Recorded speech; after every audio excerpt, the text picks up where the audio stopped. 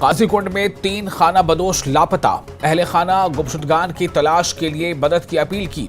Police कर रही है तीनों को तलाश।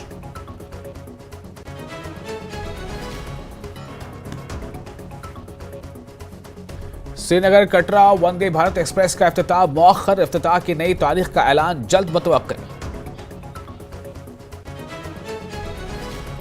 गुलमर्ग और टनमर्ग को स्मोक फ्री टूरिस्ट एरियाज बनाने का ऐलान।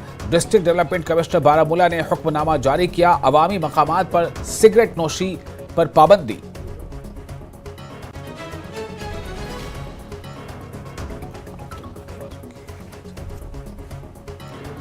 रोहमू में बीजेपी इकाई का एहतजाज। तामीरशुदा पुल को आवाम के लिए खोलने में हो रही है ताखीर, इसको लेकर एहतजाज।